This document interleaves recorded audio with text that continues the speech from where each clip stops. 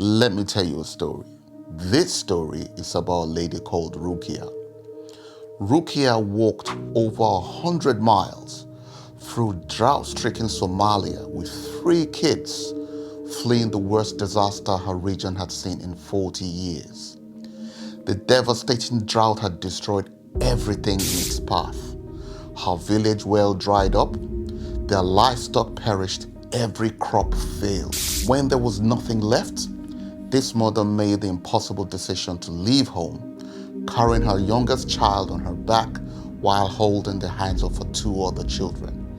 They walked for 7 days, no food for the last 3 days, no water for the final day.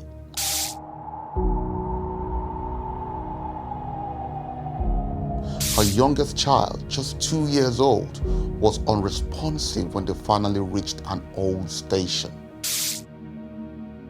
The medical team worked frantically, IVs, rehydration, hour after hour, while Rukia sat silently watching her own body at breaking point. That night, aid workers found her outside the medical tent. She wasn't crying. She was just singing softly to her other children as they slept on the ground beside her. They need to hear something beautiful, she told them, so they remember life has good things too. 3 days later, her youngest child opened his eyes against all odds. 6 months later, their region received rain for the first time in years. Rukia didn't just survive. She helped establish a community garden at the refugee center, teaching others how to grow drought-resistant crops. When asked how she found the strength, she said, "Hope isn't something you find, it's something you create. Every day, even when it seems impossible."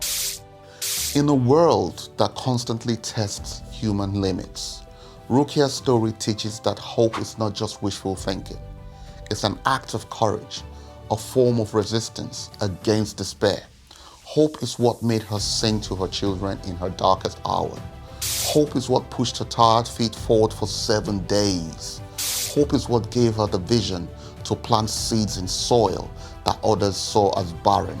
When everything was taken from her, home, security, even the promise of tomorrow, Rukia chose to create rather than surrender. Her story isn't just about survival. It's about the human spirit's remarkable capacity to imagine a better future and then work to build it, one small action at a time. Maybe that's the greatest miracle of all, that even in our most broken moments, we can still be vessels of hope for others. And perhaps, like Rukia, our greatest strength lies not in never falling, but in how we rise and what we create from the ashes of what we've lost. Her story deserves to be told, but more importantly, her wisdom deserves to be lived. You don't understand, right? No problem.